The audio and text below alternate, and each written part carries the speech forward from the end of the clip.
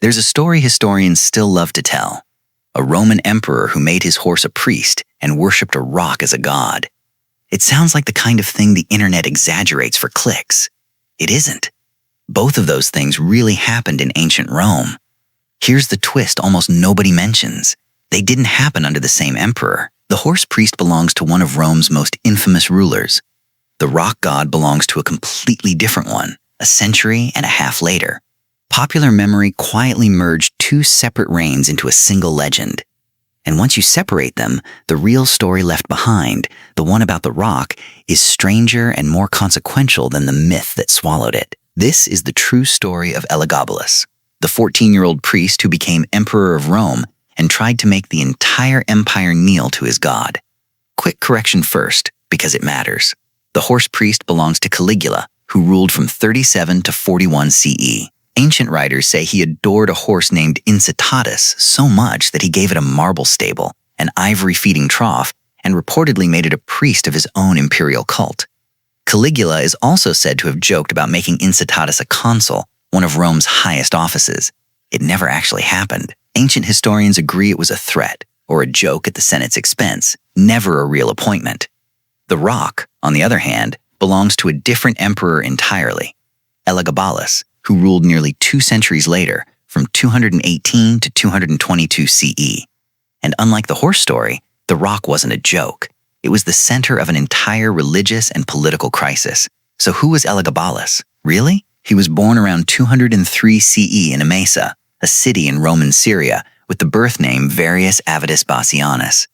His family held a powerful hereditary position.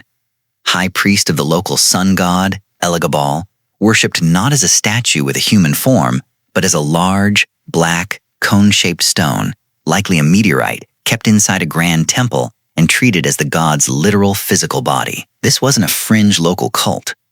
Emesa's priesthood was wealthy, politically connected, and had already married into the Roman imperial family a generation earlier. As a boy, Varius served as that god's priest. He danced around its altar in flowing silk robes covered in gold and jewels, his face painted with cosmetics in the local priestly style. This wasn't a side hobby. It was his entire identity before he ever set foot in Rome, and it shaped everything he did once he got there. His path to the Roman throne wasn't earned through military command or political skill. It was engineered, almost entirely, by his grandmother. Julia Maesa was the sister of a former empress, and she had just been exiled from Rome after the assassination of her family's emperor, Caligula, forced to retreat back to Emesa with her fortune and her family, but without her power. She needed a way back into power. Her solution: spread the claim that 14-year-old Varius was secretly Caligula's illegitimate son, a rumor with no solid evidence behind it, but enough plausibility to work. It was almost certainly false. It didn't matter. Roman soldiers stationed nearby, bribed with promises of gold, believed it, or chose to act as if they did.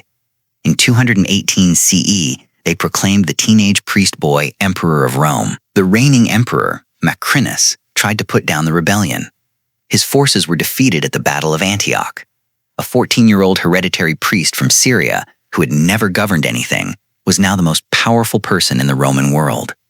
He took the name Elagabalus after his god, and almost immediately, he made a decision that would define, and ultimately doom, his entire reign. He didn't leave his god behind in Syria. He brought the black stone itself to Rome.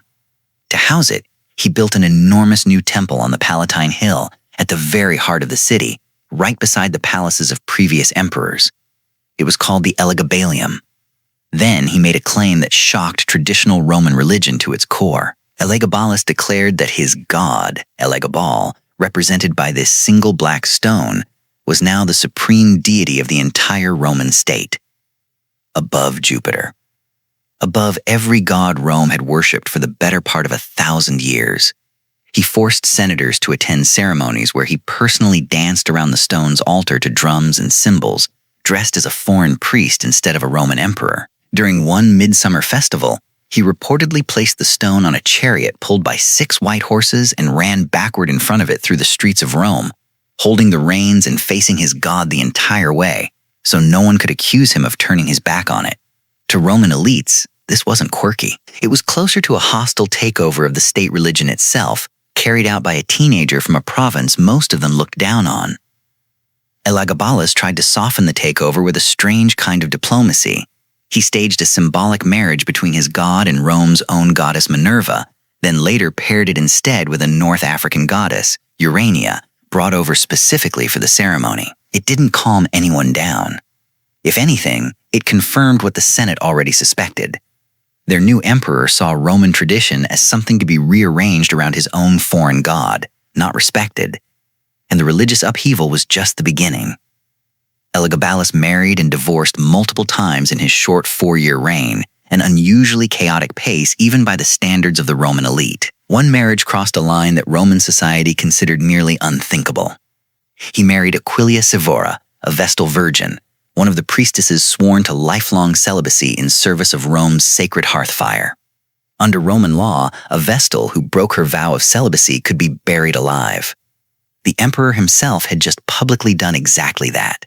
He justified it publicly by claiming the marriage of a priest-emperor to a priestess would produce children who were practically divine, blending 2 sacred bloodlines into one. To the Roman public, it looked like nothing more than sacrilege dressed up as theology, and it damaged his standing with the very institutions he needed on his side. Ancient sources, especially the later and less reliable Historia Augusta, pile on stories of extravagance from his reign, elaborate banquets, extraordinary spending, appointing unqualified favorites, even chariot racers and dancers, to major government positions, and one famous, if hard to verify, tale of dinner guests nearly suffocated under a deliberate shower of flower petals released from a false ceiling above the dining hall. Modern historians treat many of these specific anecdotes with real skepticism. The Historia Augusta was written generations later and is known for exaggeration and invention. But some claims come from closer, more contemporary sources. The senator and historian Cassius Dio, who lived through this reign himself, records that Elagabalus preferred to be addressed as lady rather than lord, and reportedly sought a physical transformation. Historians still debate how much of this reflects a genuine personal identity, poorly understood and hostile recorded by Roman writers who had every political reason to portray him as scandalous, and how much was outright character assassination after his death, when nearly every source writing about him had an interest in making his memory as damning as possible. Both readings appear in serious modern scholarship, and neither can be proven with total certainty from sources this hostile. What's not disputed is how it all ended. By 221 CE, Julia Maesa realized her grandson's popularity had collapsed so badly that his reign, and her family's power, might collapse with it. She forced Elagabalus to adopt his own cousin, Alexianus, as heir and co-ruler, betting on the more conventional teenager as a backup plan. It was a fatal miscalculation for Elagabalus.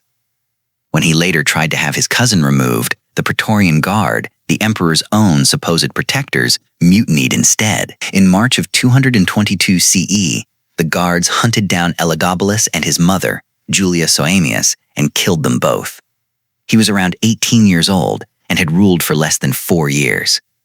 His body wasn't given an emperor's funeral. It was mutilated, dragged through the streets of Rome, and thrown into the Tiber River, deliberately denied even a proper burial. The Senate formally condemned his memory, an act known as damnatio memoriae, chiseling his name off inscriptions and melting down his statues wherever they could be found. His cousin, just 13 years old, became Emperor Severus Alexander and quietly dismantled almost everything Elagabalus had built, including sending the Black Stone back to Syria. So how did this story end up merged with Caligula's horse from an entirely different century? Both emperors became shorthand for the same idea: absolute power completely detached from reality, foreign, self-indulgent, faintly ridiculous rulers who symbolize Roman excess at its worst. Over centuries of retelling, their specific, very different details started blurring into one composite caricature. It's a small, almost harmless example of something historians see constantly. Popular memory doesn't preserve history with perfect accuracy. It compresses it, simplifies it, and merges convenient details from different stories, different centuries, even different continents, into one composite that's easier to remember and repeat at a dinner party than the messier, more specific truth ever was. The real Elagabalus needs no exaggeration or borrowed details to be remarkable. A 14-year-old hereditary priest, engineered onto the Roman throne by his grandmother's political gambit, who tried to force the empire's oldest institutions to bow to a god most Romans had never heard of, married a Vestal Virgin in open defiance of Rome's most sacred taboo, and paid for it all with his life before he turned 19. There's a real lesson underneath the myth-busting here. Power used to override, rather than work within. A society's core institutions and beliefs tends to collapse fast, no matter how absolute that power looks on paper. Elagabalus didn't fall to a foreign army or a rival claimant with a real grievance. He fell to his own guards, the men sworn to protect him, over exactly the same pattern of disregard he had shown since the day he first arrived in Rome. And there's a second lesson, quieter but just as real. The facts that circulate as trivia are often compressed, edited, and merged versions of messier, more specific history. So the next time you hear a wild historical claim repeated as a single, tidy fact, it's worth asking the same question this video started with. Is this actually one story? Or is it two different stories from two different centuries, quietly stitched together into something easier to remember than the truth?